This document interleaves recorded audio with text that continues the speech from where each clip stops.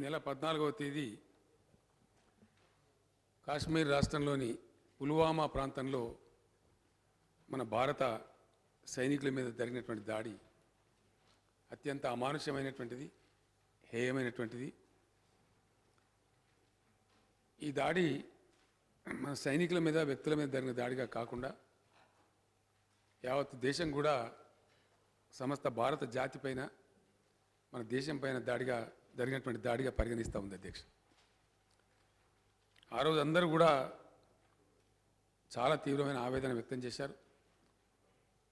50 మంది భారతీయుల హృదయాలను కలిచివేసినటువంటి అత్యంత దారుణమైన విషాద ఘటన అధ్యక్ష. దురదృష్టం, ఇందులో దేశ రక్షణ కోసం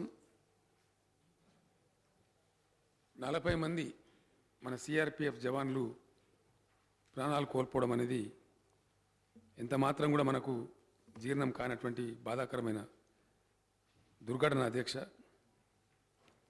ఇటువంటి సందర్భంలో ఒక 2 విషయాలు స్పష్టంగా దేశం, జాతి ప్రస్ఫుటీకరించాల్సిన బాధ్యత యావత్తు దేశం మీద ఉంది. వారికి సానుభూతి తెలియజేయడమే కాదు, మీరు ఒంటరిగా లేరు, మా జాతి కోసం, మన జాతి కోసం, మన దేశం కోసం ప్రాణాలు అర్పించినటువంటి మీ వెంట యావత్తు దేశం, యావత్తు జాతి ఉంది అనేటువంటి సందేశం ప్రస్ఫుటంగా మనం పంపించాల్సినటువంటి అవసరం ఉంది. ఇటువంటి ఉగ్రవాద కార్చిచ్చును దేశం ఆర్పివేయాల్సిన అవసరం కూడా ఉంది. దీనికి ఒక పటిష్టమైనటువంటి వ్యూహాన్ని కేంద్రం కూడా రచించాలని చెప్పి యావత్తు దేశం కూడా కోరుకుంటా ఉంది అధ్యక్ష. ఈరోజు తెలంగాణ ప్రజల పక్షాన, తెలంగాణ రాష్ట్రం పక్షాన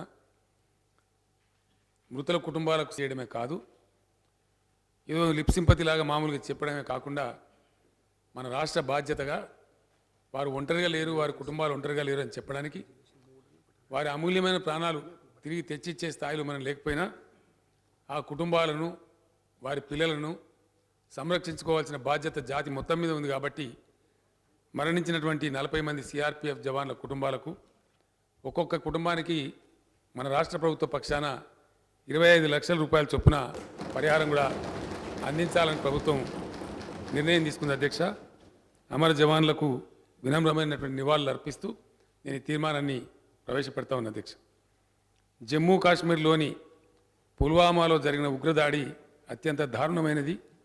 ఈ అమానుష పాశవిక చర్యను ఈ సభ ముక్త కంఠంతో తీవ్రంగా ఖండిస్తున్నది. ఈ దాడిలో 40 మంది సిఆర్పిఎఫ్ వీర జవాన్లు బలయ్యారు. వీరి ప్రాణత్యాగాన్ని యావత్ భారతీయులు ఎన్నటికీ మర్చిపోరు. దేశం గర్వించే వీర సైనికులుగా వారి త్యాగ స్మృతులను జాతి జనులు సదా తలుచుకుంటారు. ఈ సందర్భంగా అమరుల కుటుంబ సభ్యులకు సభ ప్రగాఢ సానుభూతిని తెలియజేస్తున్నది. ఈ క్లిష్టమైన సమయంలో దేశ రక్షణకు పెనుముప్పుగా పరిణమిస్తున్న ఉగ్రవాదంపై పోరాటానికి ప్రజలు ఏకతాటిపై నిలబడాలని సభ విజ్ఞప్తి చేస్తున్నది.